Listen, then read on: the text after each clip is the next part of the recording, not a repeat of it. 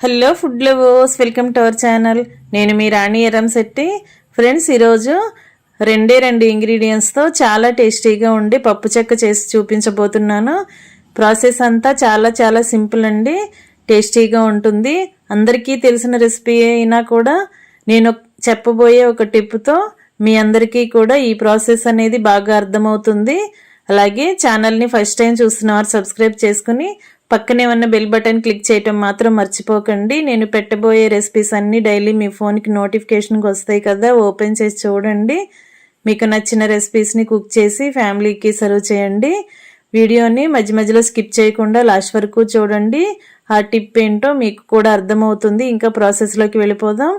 ముందుగా పల్లీలు తీసుకోండి. నేను 1/2 kg పల్లీలతో ఈ రెసిపీ అనేది చేయబోతున్నాను. ఇలా 1/2 kg పల్లీలు కూడా గిన్నెలో వేసుకున్నాను కదా. 1/2 kg పప్పులకి 1/2 kg బెల్లం అండి.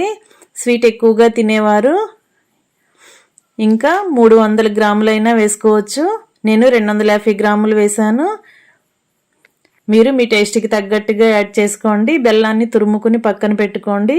ఇప్పుడు కుకింగ్ స్టార్ట్ చేద్దాం. స్టవ్ ఆన్ చేసి కళాయి పెట్టుకుని పప్పులన్నీ కూడా పల్లీలన్నీ అలా కళాయిలో వేసేసుకుని గరిటెతో కలుపుకుంటూ ఫ్రై చేయండి.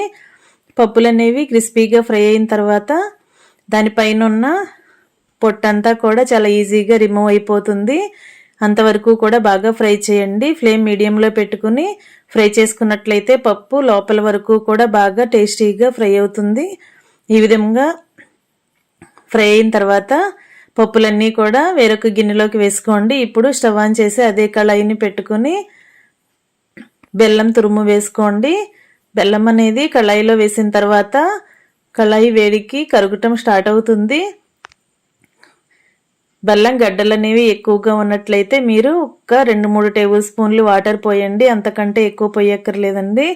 బెల్లం బాగా మెత్తగా మ్యాష్ చేసుకున్నట్లుగా తురుము తీసుకుంటే వాటర్ అసలు యాడ్ చేయాల్సిన పని లేదు. మనం కళాయిలో బెల్లం వేసిన వెంటనే కూడా కరగటం స్టార్ట్ అయ్యి పాకం రెడీ అవుతుంది. ఇలా కరుగుతుంది కదా. ఇప్పుడు 2 టేబుల్ స్పూన్లు నెయ్యి వేసుకుని 1 టేబుల్ స్పూన్ యాలకుల పొడి కూడా వేసుకోండి. నెయ్యి యాలకుల పొడి అంతా కూడా పాకంలో కలిసేంత వరకు బాగా గరిటెతో కలుపుకుంటూ ఉడికించండి. ఎప్పటికప్పుడు కళ్ళాయి అంచెలకు అంటుకున్న పాకం గరిటెతో కలుపుకుంటూ మధ్యలోకి తీసుకోండి.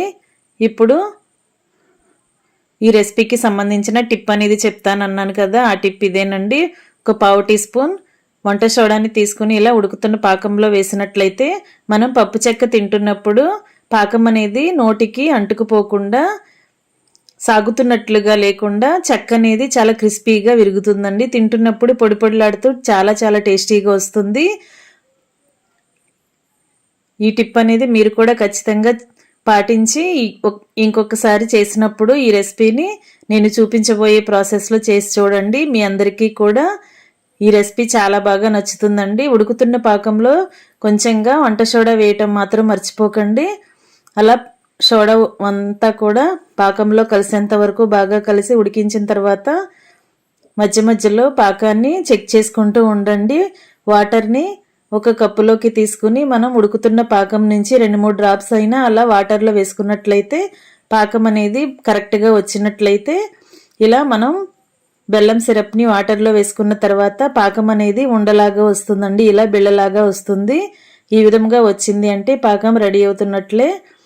పాకం రాలేదు అంటే మనం వేసిన బెల్లం సిరప్ అంతా వాటర్లో కరిగిపోతూ ఉంటుంది. ఇలా ఉండలాగా రాదు. ఉండలాగా వచ్చింది అంటే పాకం కరెక్ట్గా రెడీ అయినట్లే. పాకం అనేది కరెక్ట్గా బాగా ముదురు పాకం రావాలండి.